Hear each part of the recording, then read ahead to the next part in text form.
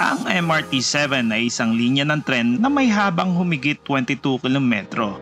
Ito ay may 14 na istasyon na magmumula dito sa North Avenue, Quezon City, papuntang San Jose del Monte sa Bulacan. Sa oras na matapos ang MRT-7, ang travel time ay mababawasan ng malaki mula sa 2 hanggang 3 oras sa kasalukuyan hanggang sa 35 minutes na lamang. Sinimulan itong gawin noong August 2017. Sa kasalukuyan ay nasa mahigit 55% na ang completion rate nito at inaasahan ang pagbubukas ng linya ng tren na ito sa Disyembre ng taong 2022.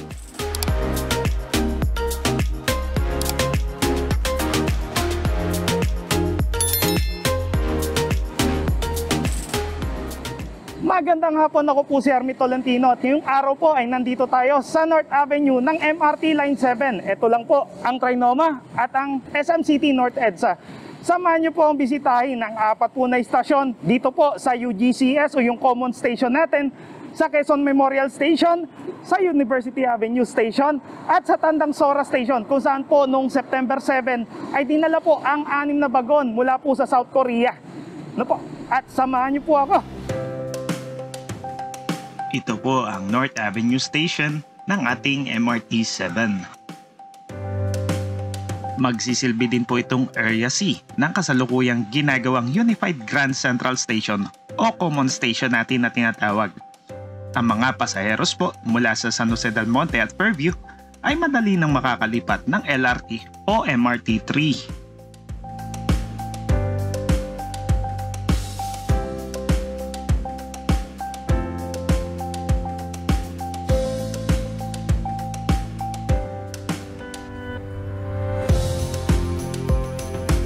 So itong kaliwa ay ang Veterans Memorial Medical Center. Ayan ang veterans na. Okay. At pagdating po dito sa dulo ng North Avenue papuntang Elliptical Road ay palusong na po ang ating train lines. Sapagkat pagdating po sa ating next station, ang Quezon Memorial Circle, ay depressed na po at mag-underpass ito.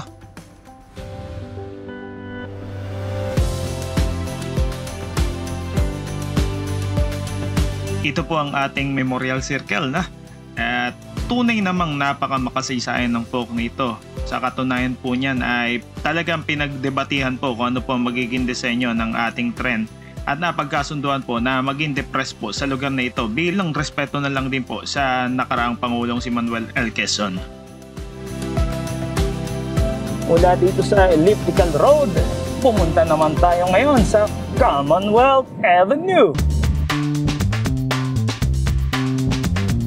Alright, nandito na tayo sa Commonwealth Avenue, isa sa pinakamalapat na kalsada sa buong Pilipinas. Sa kanang bahagi po ng ating sasakyan ay ang Philcoa at ang kasunod po na kakananan ay ang papuntang UP Diliman. Pansinin po ninyo sa ating kaliwa ay meron pong mga bakal po na bahagi ng poste para sa ating University Avenue Station.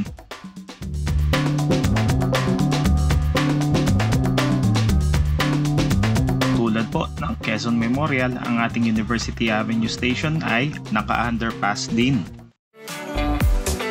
Sa ngayon po, tapos na po ang karamihan ng gawaing pundasyon dito sa MRT-7. At pagdating po dito sa tapat ng HSBC building ay mapapansin po ninyo na sasampa na po ito pataas sa Commonwealth Avenue ng naka-embankment. Uy, embankment! Ito na po ang ating bagong bagon. Ano po? Nakita po natin sa mga naunang mag-vlog. Ito po ay 6 na bagon. Ano po? At galing Korea. At itong MRT-7 ay tataguriang train to Bulacan. Mula po sa kinalalagyan ng mga bagong train sets, pumunta na po tayo sa Tandang Sora Avenue Station. So, yan, napansin po natin, napakaraming mga poste. Dito po natin inaasahan na gagawin ang Tandang Sora Station ng MRT-7.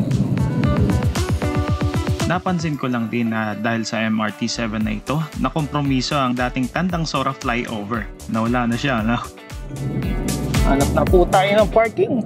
So mula po dun sa Tandang Sora Station ng MRT7 ay naglakad po tayo rito. Malapit na sa pinalalagyan po ng mga bagong bagon na galing sa Korea. Ayan. At ang kagandahan pala ngayon dito sa Commonwealth Avenue ay may dedicated bike lanes din, ano? Salubungan po yan.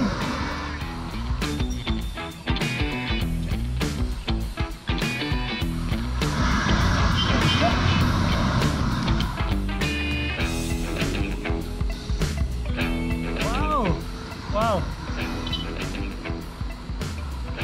Ayos. Ayos to. 6 na bagon po. So ito na po yung mga bagong bagon na galing po ng South Korea. At ang napansin ko lang po ay talagang may kalaparan po ito kumpara po sa ating MRT3 or LRT Line 1. Balikan po muna natin kung paano po i-deliver ang ating mga train sets dito po sa Commonwealth Avenue. At syempre, hindi po papahuli ang nakakatawang reaksyon ng mga Pinoy across the social media. Bago nga, naka-plastic pa eh. Dahil Pinoy tayo, di tatanggalin ng plastic. Naka-bubble wrap pa. Good job seller. Salamat din kay Kuya Rider, mabait. Pakicheck na lang po mabuti kung wala nang lamang zombie. #Busan. Ngayon, alam ko na kung paano nilalagay yung trend sa LRT.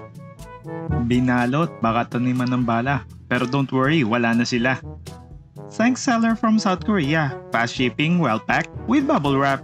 Makinis parang glass skin, walang gas-gas. Suma total, nasa 108 na bagon ang tatakbo dito sa MRT7. Inaasahan pang dumating ang ilang pang mga bagon mula sa South Korea sa Disyembre ng taong ito.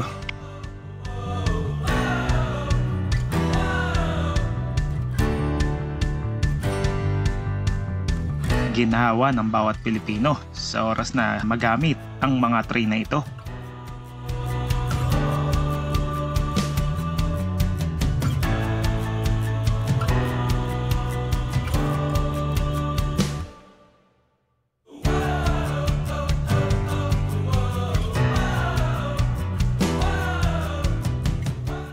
Ito po ang ating mga huling kaganapan dito po along Commonwealth Avenue sa ating MRT Line 7. Muli po ako si Hermie Tolentino ng Papoy Moto. Magpapaalam na po ako. Share the good vibes. Paalam!